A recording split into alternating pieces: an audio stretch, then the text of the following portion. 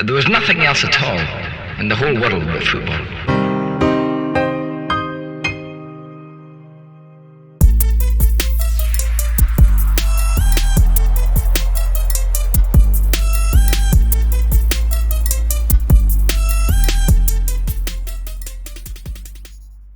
Hello everybody and welcome to the FFF for another episode of the FFF Show, where I was joined by my good friend Oliver to talk all things Leeds United. You can call this a Leeds podcast, if you will. We recorded this on Sunday night, which was, of course, before the 1-1 draw to Everton on Tuesday. But, Leeds fans would have wanted a win, but they are sixth in the league at the time of recording, which I'm sure Oliver and all the other Leeds fans will be over the moon about. That might change with Man United playing tonight. They're up against Leicester. I think Man United can leapfrog them if they do win tonight, which would then just put Leeds into 7th. But at the moment they're 6th, so things are looking quite rosy. But the chat we had was really good. You know, we talked to most things Leeds United, just all the sort of positivity that's surrounding them at the moment. Jesse Marsch doing a fantastic job. You know, we talked about all the transfers coming in, talked about the Rafinha situation. We just had a really good chat about all things Leeds. We did veer off onto sort of other clubs now and then, but we sort of gravitated back to Leeds United, and I hope you guys all have a fantastic time listening to the chat that we had. Thank you very much for listening and take care. Bye-bye.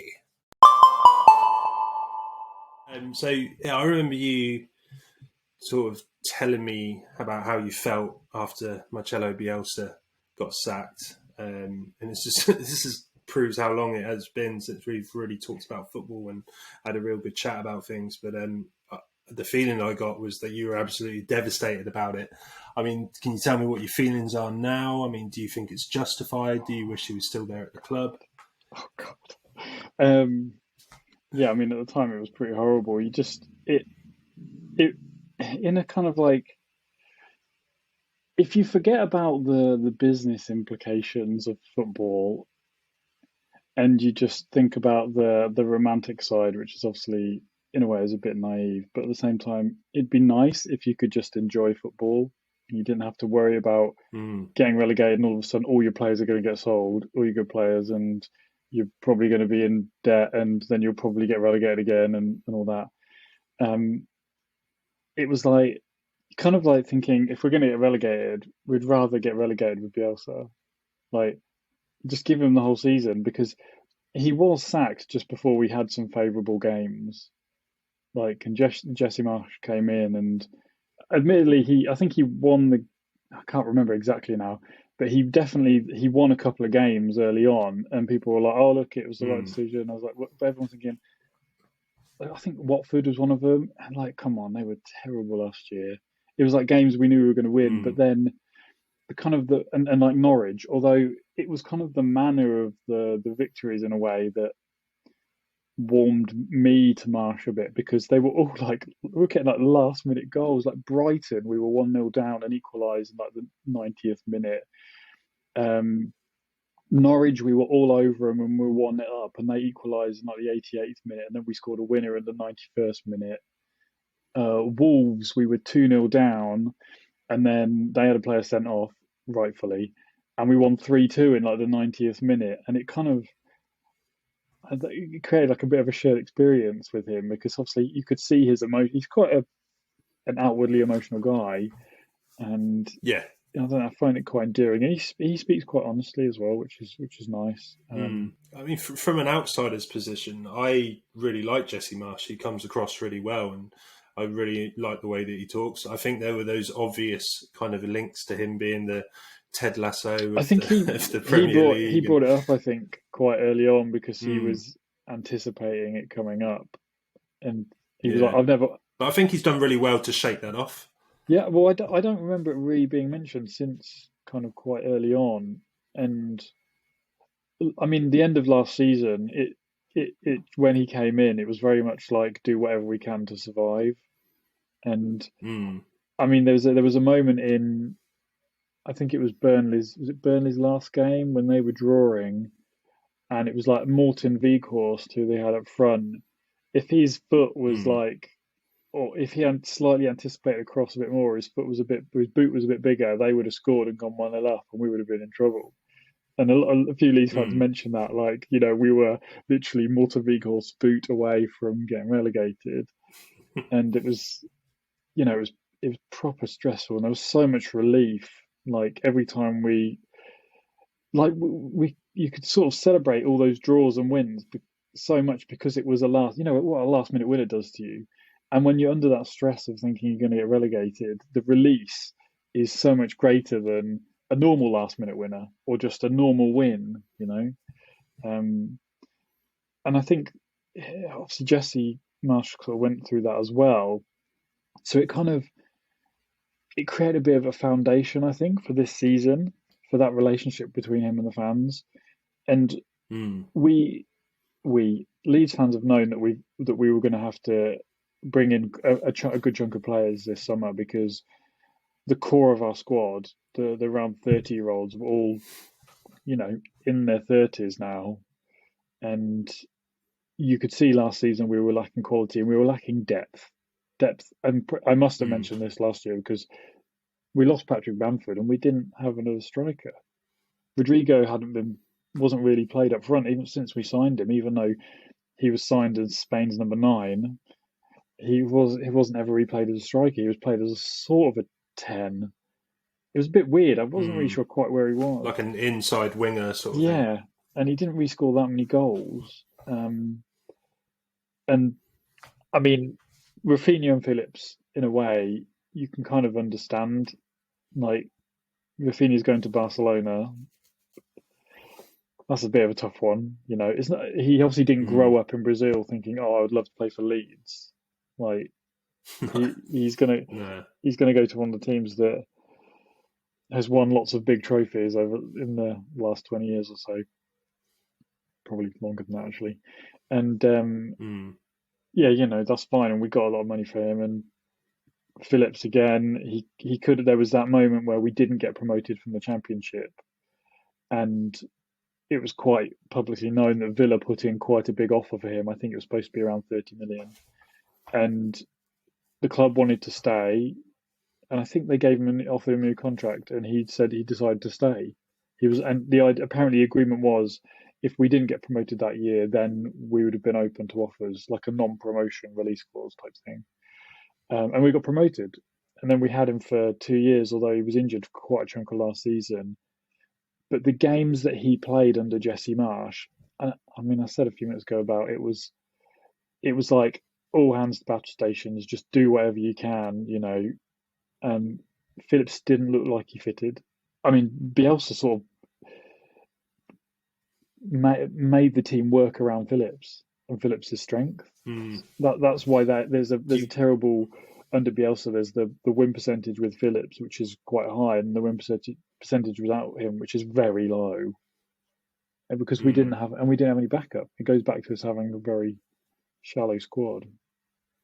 The one thing about Marsch's Leeds United now, I think, what stands out the most for me is that central midfield partnership between Adams and Rocker, and that really seems to be like a real solid base for the team to work from. Yeah. And then obviously you've still got the sort of Bielsa-esque attacking front three, or whoever it be in that sort of front attack.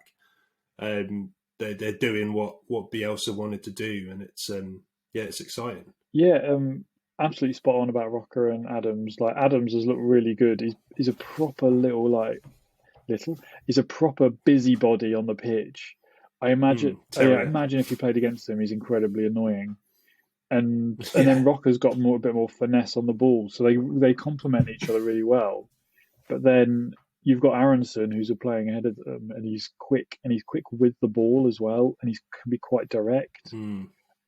Bit of a cult hero already, isn't he, old Aronson? Yeah, I think he's quite exciting to watch. I think that all three of them are quite liked. I think Tyler Adams, because he's got that sort of tenacious side to him, and you know, the player that puts a tackle in is not afraid of putting himself about a bit, is always going to be endeared to the Leeds fans. Yeah, absolutely. You know, the signings we made are ones we needed to, but I think we're still a little bit light. I think we need we've still only got one left back in the squad, and he's been injured for 4, 5, 6 weeks now. Surely you've got a bit of money in the bank with the the sales of Well, I think we've. Phillips and Well, Rafinha. I think we've almost broke even. I think we might be $1 million up on our spend. I think we've The net spend, spent 102 or something, and we brought in 103, which to me is slightly. I mean, that's a hell of a coincidence. It's slightly concerning that we don't seem to have any money. But I know that thinking about we had some debt when we got promoted, and we paid out some quite big promotion bonuses when we went up. Take that into account, the fact that we signed Rodrigo, this is over the first 2 seasons, Rodrigo, Dan James, Llorente, Robin Koch, and oh dear, I'm probably forgetting someone there. Like we signed Jack Harrison permanently because we had him on loan for like 4 years, and we spent quite a good amount of money over those 2 years. So maybe there isn't money. Maybe breaking even this year means we'll have a bit in the bank for next season, perhaps. We need a striker. Patrick Bamford's injured again, like the second game of the season, and we need a striker, a proper striker. I'm not seeing didn't see the Leeds Brighton game yesterday, but it seems the one thing that was glaringly obvious is that we missed Patrick Bamford. Therefore, we missed a striker, and they're handling with him with kids' gloves apparently at the moment, being really cautious with his training. And it's any links to a striker at all? Well, the only one we seem to be linked with is his name is it Willy Gnotto, the 18-year-old plays for FC Zurich, who's played 5 games for Italy. Yeah, and he's quite a small guy. He's only like 5'2", 5'3", I think, but he's quick. That's very short. He's quite quick. Yeah. And he scored on his, I don't know if it was his Italy debut in the Nations League or something earlier this year. But I don't think he would be for the here and now. I think Jesse Marsch mentioned in one of his press conferences that he would be like that would be a forward-thinking deal if that happened. Our big target was Charles de Ketelaere, who's gone to AC Milan. Oh yeah. Apparently, we offered a large sum of money that FC Bruges were quite happy to accept, but he wasn't that keen. And then AC Milan came in, and I mean, it seemed like that we might actually have a chance for quite a while. They were really haggling over the price, but they seemed to sort of get there in the end, and he was more than happy to accept what they offered. We've been linked to all sorts of players that I've never heard of, and one that's come back who we allegedly nearly signed a couple of Januaries ago is Che Adams at Southampton, who's actually started the season quite well. But yes. There was I think it was 2 Januaries ago, our first season in the Premier League. Was it? I can't remember if it was the first season in the Premier League or it was the season we got promoted from the Championship when we signed Jean-Kevin Augustin, which was unfortunately a terrible deal. I can't remember which January it was. And allegedly Southampton's board were willing to sell Che Adams because they weren't playing him. And they were like, well, if you've got this player, there's a team here that's willing to pay 10, 15 million for him or something, or 12 million. We'll sell him. But Ralph Hasenhüttl apparently said no, and then played him for a few games in a row, and he scored a few goals, and they didn't sell him. And I don't know if it's just his agents talking up, trying to get a new deal at Southampton or something. And because we were previously linked, it's an easy link for him. But yeah, other than that, like I'm skeptical as to whether we're actually going to sign a forward. Like, possibly another player from the sort of Red Bull production line, because you look at Aronson, Adams, who was it, Adams Christensen. And Christensen, all players from Red Bull teams. Actually, I forgot one player we were linked with. I think it was last week. Was Hwang and Adams and Christensen actually. Oh right, yeah. He actually played under Marsch as well, right? Yeah.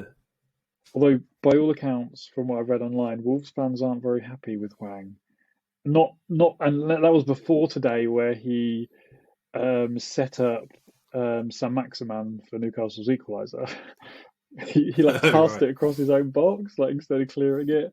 Although Jesus. Sam Maximan, like, it was a nice volley, but still, it was, yeah. I think that their fans don't seem to like him. I don't know if he's played that much. He just seems to come off the bench, and I don't know. Yeah, I mean, I think when you've got like Pedro Neto and Ralph Daniel Podence and Jimenez. players like that, and Raul Jimenez, you're probably going to struggle to get ahead of Yeah, them. so maybe that's a realistic one, or maybe it's an easy one because he played under Jesse Marsch at Salzburg. Was he played Yeah, under him? I think.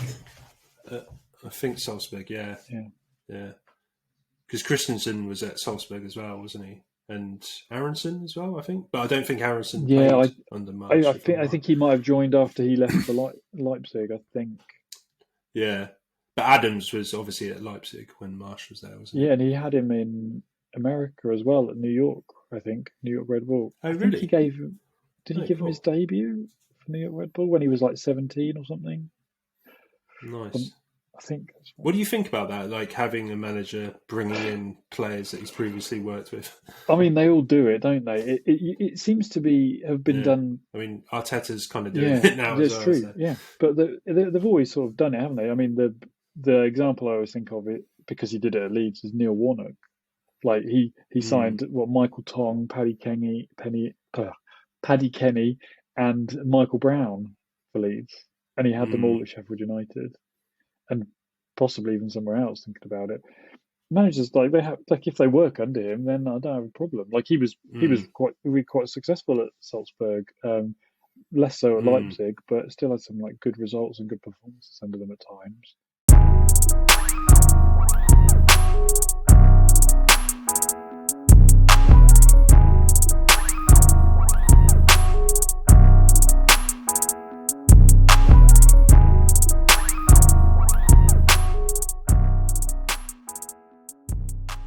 It seemed like a bit of a cheap shot now as well to not only link us to a Red Bull player but to an American as well.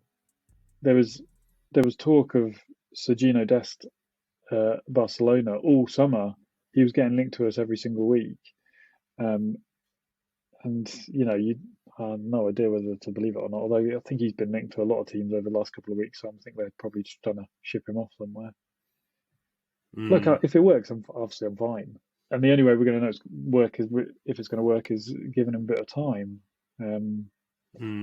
Which, I mean, with the way we've started, I think he's earning that a bit.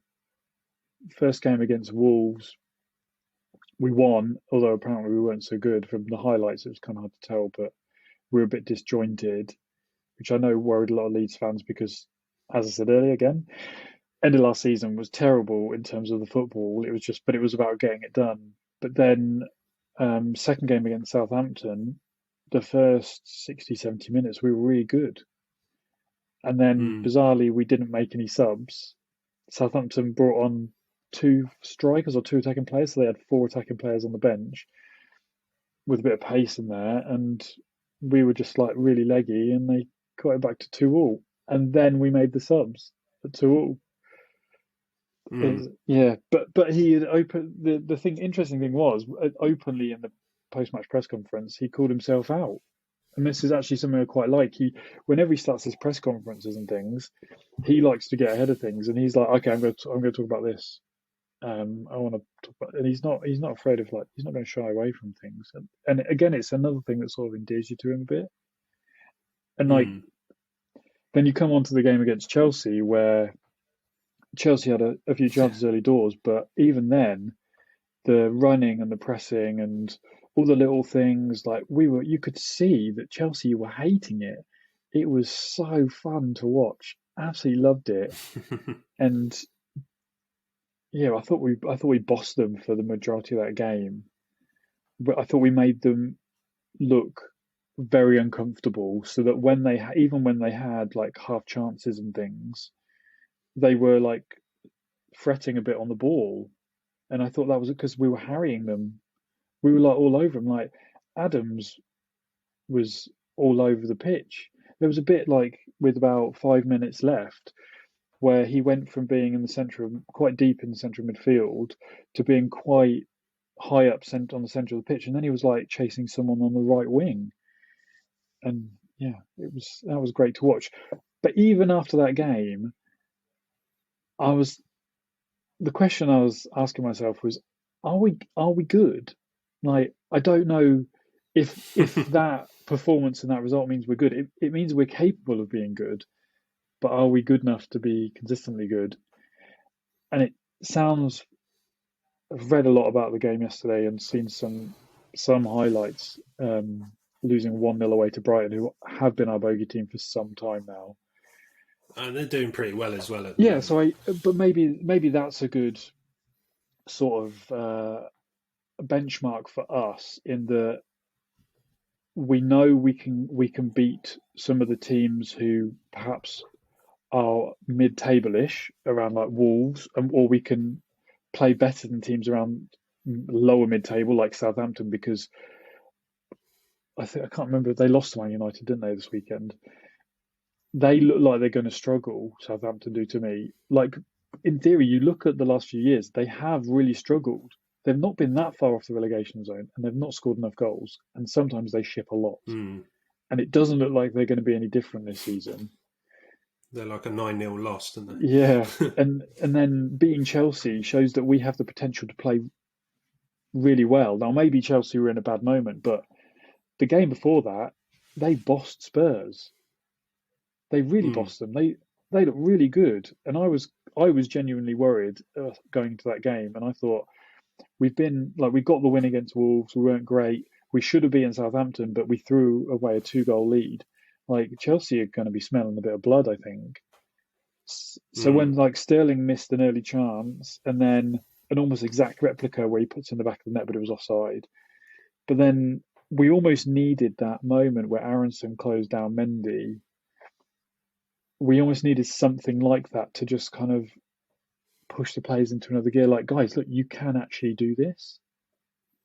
And I just don't want them to forget. It sounds like the Brighton game, we were terrible for about 60, I think it was about 60 minutes.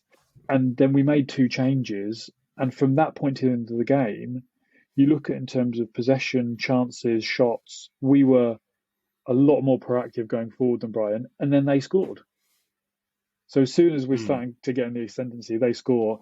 And Sinistera, one of our new signings, the winger signed from Feyenoord. Sorry, yeah, I know him quite well from over here. He's quite a big profile player. Yeah, he had almost a tap in and went for it with his right foot and should have gone in for it with his left foot, and he would have scored and would have equalised. And then after that, Llorente had a header, which I think I've watched his replay about 5-6 times now, and he acts like, he's like, I've just missed it, I should have scored, I can't believe it. And you watch the replay, he doesn't even look like he tries to header it. He just sort of throws himself and it hits him on like his shoulder. I was like, if you headed that, like actually tried to header it, you probably would have scored. So God. I'm not sure. We've got Everton on Tuesday. That'll be another one, because last year we got thumped by them. Is that a home game? Yeah, I think so. Yeah, I think it is. Yeah. And Everton are trash away from home. If it is a home game, they've been terrible. They look just terrible. Full stop. And if they lose Gordon, unless they bring in a couple of players, good attacking players, then they're in serious trouble. Yeah, I'd be surprised if Lampard sort of stays until January, to be honest. But the other question is who on earth wants to take that job right now? Well, someone with an ego. Chalice. They've got no money. Someone with an ego. Yeah, that's true. It'll be. Yeah, but you're right. Yeah, it'll either be someone that with money and connections, so they can get some decent players on loan with maybe some agreed future fees or something. Or, I mean, there's not going to be any free transfers in January, is there?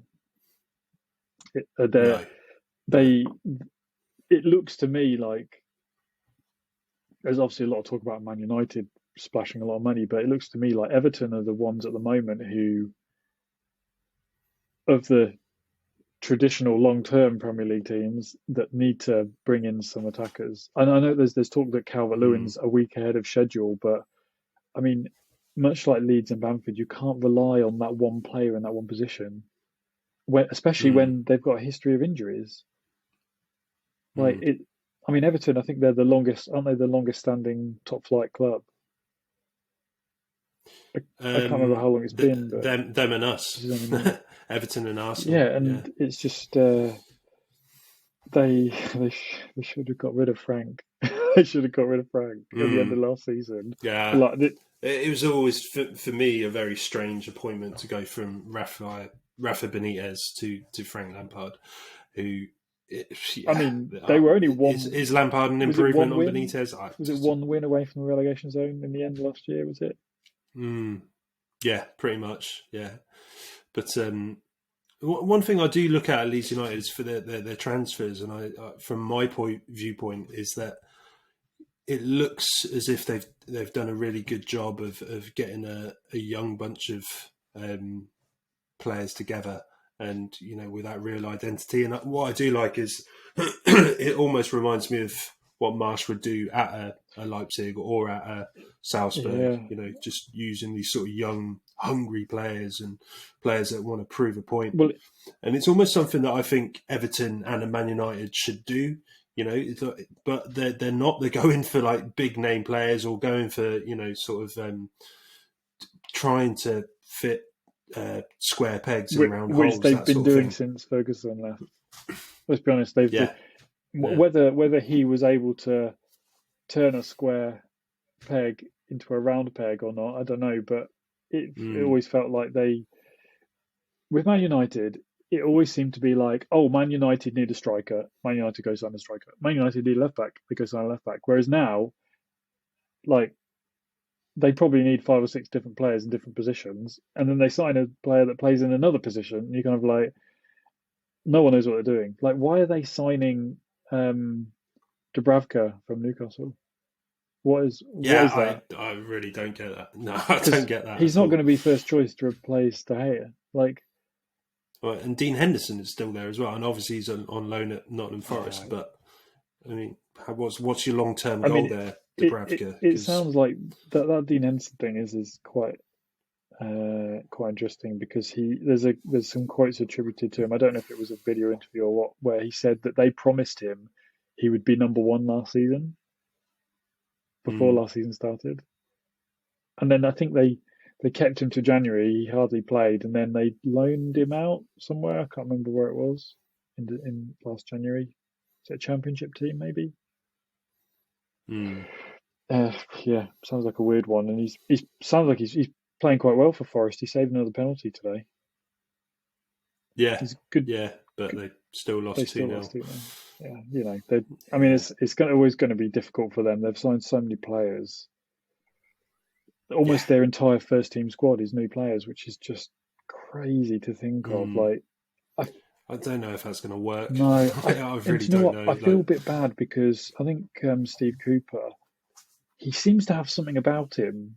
Like, he's not just an average manager. He's a good manager. And it's a shame if this is the only chance he gets to the Premier League with like a bit of a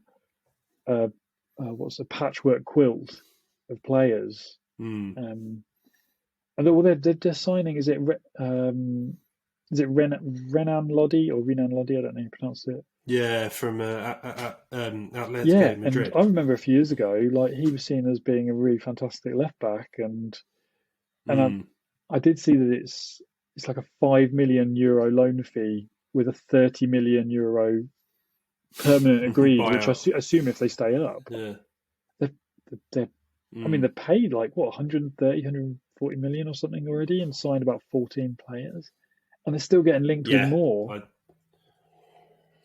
It is crazy because they bought Emmanuel Dennis not so long ago as well, didn't they? Yeah. And it seems like they've got so many strikers. Dennis seemed like quite a good signing for me because I know he didn't keep Watford up last year, but he was their best player. He was their best player, yeah. And yeah, actually, that reminds me because we've also been linked with Sarr at Watford, but I feel like maybe I think that's his agent trying to get him a Premier League move. They know we're looking for a forward, I think. Yeah, but I mean, again, he's a wide forward, isn't he? What you need is a out and out striker. Yeah, exactly. You're absolutely spot on. I mean, Hmm. I'm trying to think who else we've been linked with. I can't. I mean, Gelhardt, can he not play there if you need him to? Or is Yeah, he? and he's looked good when he's played as well. Just I feel like maybe there's not a whole season worth of. We need a player who could play a whole season, 90 minutes every game. That's the sort of Hmm. striker we need who can score goals. And I don't think it's quite there for him to play that much, that regularly. I think they're still protecting him a little bit. Hmm. How old is he? He's like 20, right? Is he 20 now? He's either still 19 or maybe. I don't think he's Hmm. 20. I think he might be 19. And Rodrigo, I mean, is there no chance he can just tell him, like, just play down the middle? You're He the doesn't. striker. You're the Do you know what it guy. is? He doesn't play like that. We need like a sort of a pressing forward who can hold it up and How does Rodrigo play then? not like Just that. as a He kind of likes to like ball in front of he him. likes to drop a little bit and pick up the ball, which isn't the same. Mm. Whereas with Bamford, it means that he can have players like he could have his back to Well, Bamford goal loves to play and with they it. can Yeah, run towards him exactly. and he can lay it off. Whereas with Rodrigo, he likes them to run ahead, but it doesn't seem to.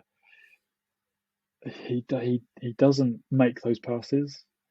In fact, Mm. quite a few goals last season, almost one yesterday, were given away when he gave the ball away and they counter-attacked us. And it seemed, I know that's Mm. unfortunate that it seems to be him, but there were quite a few, and it was like, oh my gosh, I can't believe it's him. He's given it away again, and they've almost scored, or they've scored from him giving it away.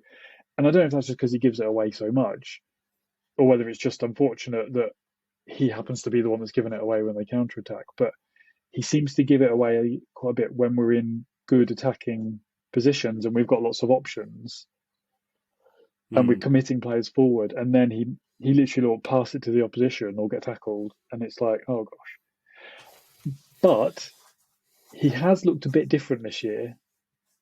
He's Mm. been a bit. He seemed a bit busier, and he's obviously scored. Well, before yesterday, he was a top scorer with 4 goals in 3 games. Although one of those was a cheeky stealing it on the line header, but it was going in anyway. But it's fine. He's looked good. He's looked good. He's looked quite sharp. His goal against Mm. Wolves on the opening day was a really nice finish, like almost from nothing type goal as well. Like you would have, Maybe yeah. maybe he is just stepping up to that challenge then. You There's know. there's a there's word that he's now part of apparently the leadership team within the squad, and it was something that Jesse Marsch apparently did last year. He brought him in because it was just the core English players, and Jesse Marsch thought, well, this is a Mm. bit weird because we've got lots of non-English players here, and Rodrigo's more senior. He's one of the more senior players. And he's got a lot of experience, so it makes sense to bring him in. And he started this season as though he's actually enjoying himself. Whereas a lot of last season, I know it's difficult when you're in a relegation battle, but even when we're playing well, he doesn't. Yeah, I don't know. I think he's happier when he's like scoring goals and or creating goals as opposed to just being another player on the pitch. And he's been involved in a lot of goals at the beginning of the season. But it sounded like Mm. yesterday we were missing what he can offer us. Someone who can Yeah. harass centre backs. He just doesn't. That's just not the way he plays. Like I'm not criticizing him because it's not he doesn't play like that. It's not the sort of player he is. No. But I think that as well, it might take a bit of pressure. Like I think you said about him like carrying a bit of the weight on his shoulders, which I think has probably done him a bit of good for the first few games. But if it's still just him, I think it can be too much for him.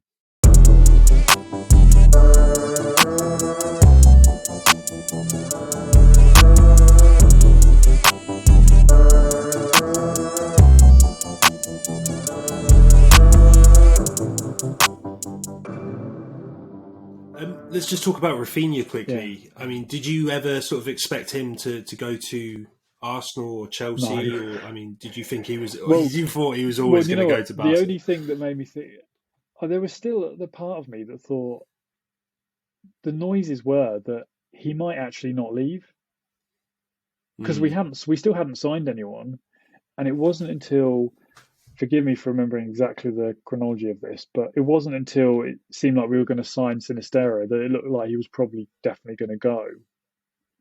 And the only doubt was around whether Barcelona had the money, which, I mean, let's be realistic, they don't really have the money.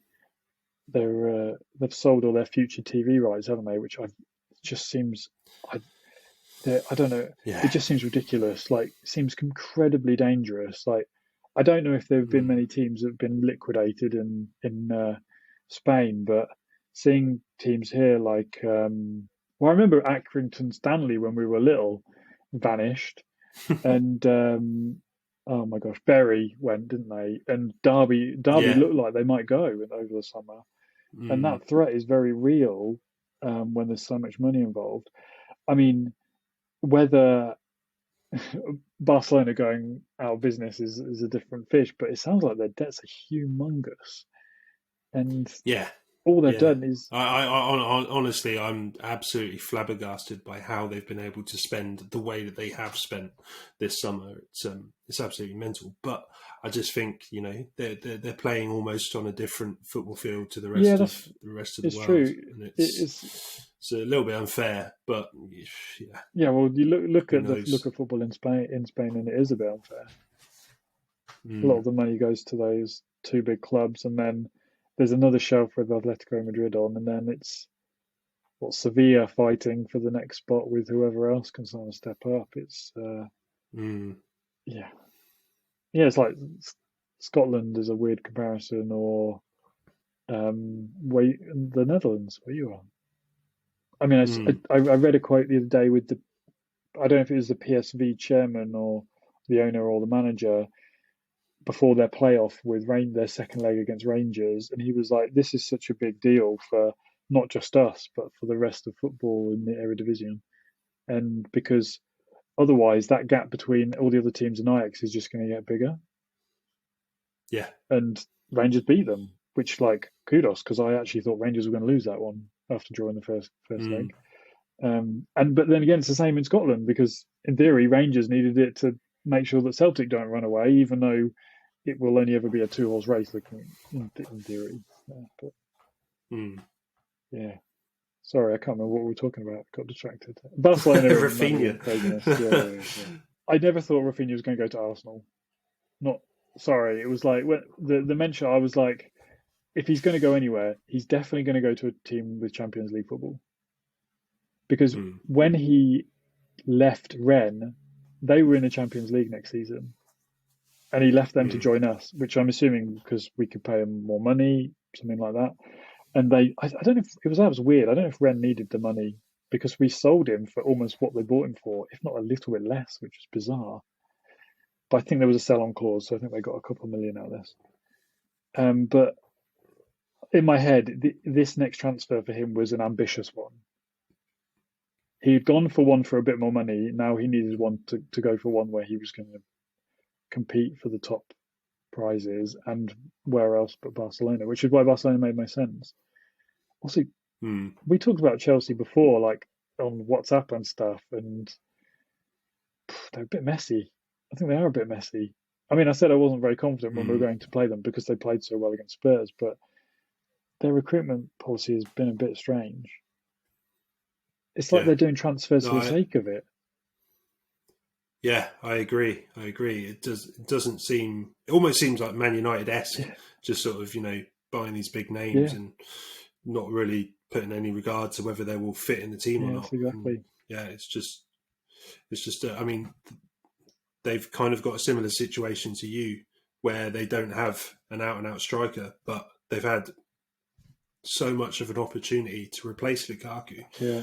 And they got rid of Werner as well, who I suppose was like the closest thing to a central striker that they had. But now they haven't got one. And, you know, that's all down to them. It's not like, because with Leeds United, you can kind of understand you, you know, kind of trying to patch up the rest of the team. And you had a lot more positions that were kind of seen as more of a priority. Yeah. But with Chelsea, with all of the money that they've got, they should not be putting themselves in this position. I mean, losing Rudiger and Christensen, and just you look at their transfer policy over the last few years, where players have like they've lost quite a few of their young players, their hot prospects in the youth team over the last few years because there's been no pathway to the first team, which is like we signed Lewis Bate from them because he could see the pathway to the first team here, and I mean he played a bit last year, but he's gone on loan this season. But still, like, and they've kind of shot themselves in the foot by always going out and buying new players. If they spend 55 million or whatever it is on Anthony Gordon and 80, or did it come to about 90 Allegedly. million, I think, for Fofana? I mean, I want to know what Leicester are going to do with that money. Like, are they going to try and get Harry Maguire back? I'm being serious because possibly. I mean, Maguire needs saving because his confidence it's not working, is it? It's not working for him there, and it seems like the only place he could go is back to Leicester. Yeah, that would be. Well, there's a lot of links to Chelsea, which would be funny because I don't think it'd work there either. But as an Arsenal fan, I'd love to see it. yeah, you kind of want these car crashes to sign for other teams, don't you? In a way.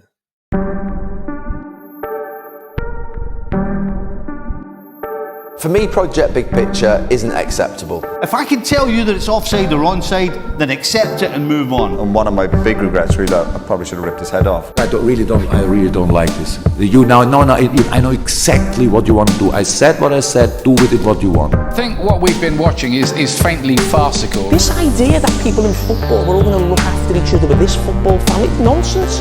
3 premierships, and I won more premierships alone than the other 19 managers together. 3 for me and 2 for them. Respect.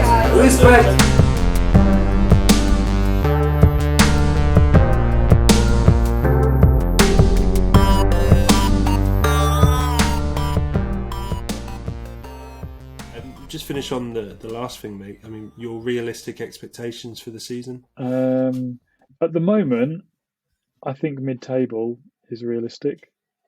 I think it looks like there's a group of teams at the moment who are very poor, and it looks like there's a group of teams who are poor, and I like to think we're better than all those, which would put us between. I mean, 9th is probably a bit ambitious, but 9th and 13th. So you're not going to try and go for that Europa Conference spot? I think that it's a bit too. If you know what, if we sign a left back and a striker, yes, but I know we're not going to sign them both. So no, I think even with them, it's a big transition year for us. It's a difficult thing to do in the Premier League. Like you said about Forest, like that seems crazy. But although they didn't have a lot of players, did they? Because I think they had a lot of players on loan last year, and a lot of players whose contracts were running out, and then they had signed deals for other places. So they only had a small core group of about 8 or 9 players from last year, and their keeper wanted to leave, didn't he? He requested a transfer. He wanted to go to France somewhere. Yeah. Anyway, Leeds. Mid-table. Like I'd take first. We're 7th at the moment. I'll take that, but I think realistically probably 11th, 12th. And I suppose that's a pretty good sort of foundation to work from because and it shows progress. Maybe, exactly.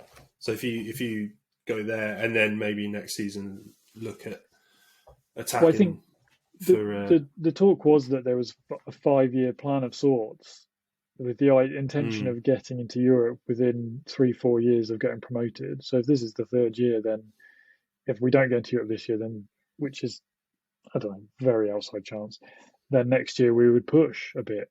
And like I said about the money, like we've almost broken even on terms of transfer buys and sales this year.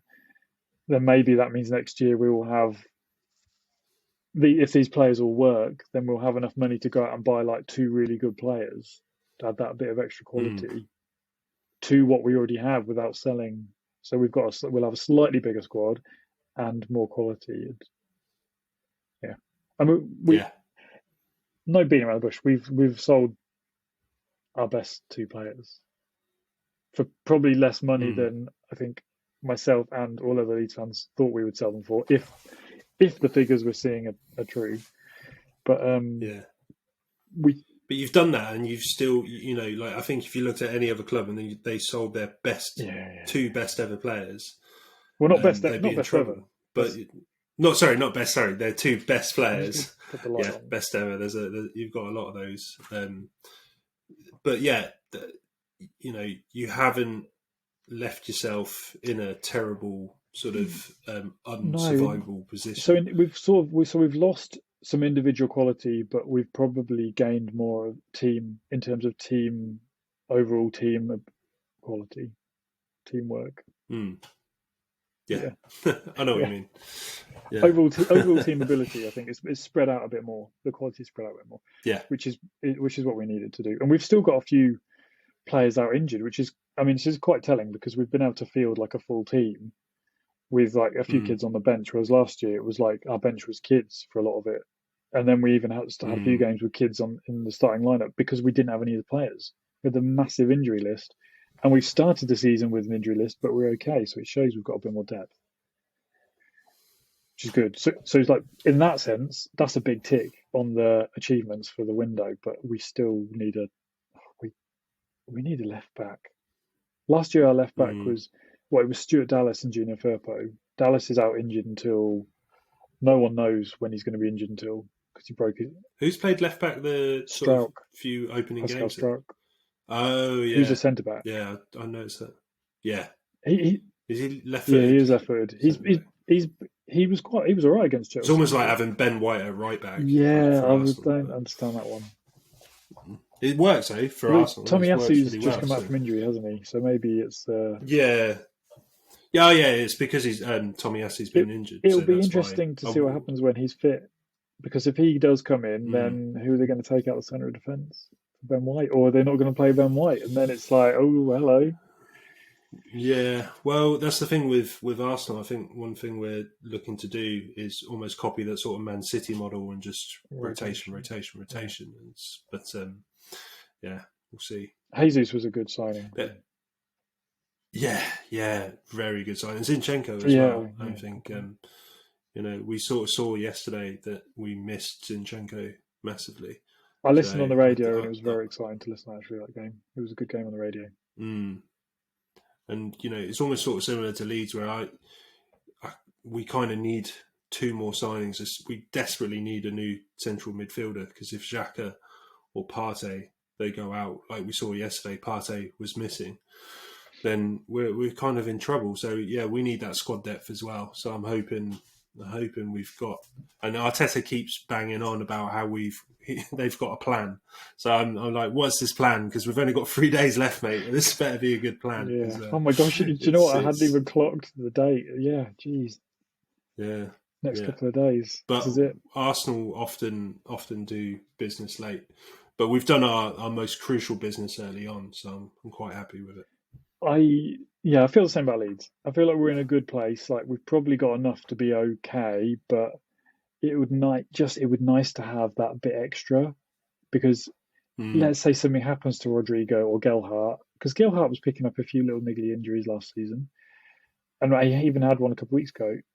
Like, if we pick that up, then we're not going to have anyone to play up front apart from kids, or we're going to play Dan James there. At the moment, Dan James is our backup striker behind Rodrigo, who hasn't even been playing as a striker for us. And I feel bad, because actually I thought Dan James was quite good the other week, but he never gets played on the wing, which is his position. No. And he's so quick. Yeah, that's definitely one thing about Dan James. It's like just utter speed. But it's something that Leeds are quite good at, I think, is covering yards on the pitch. So. Yeah. Right, mate. Thank you very much for coming on. I think it was quite an enjoyable chat. It was nice to just talk Leeds. Yeah, sorry. Because, it's not a word on it. No, it's good, man. Definitely. And, it's nice to just focus on Leeds, because, we often look at other parts of the Premier League. But no, it was a really good chat. Yeah, it's good to see you. I'm glad you're doing well. ish. Yeah, yeah. Got over the Rona, so it's all good. Cool.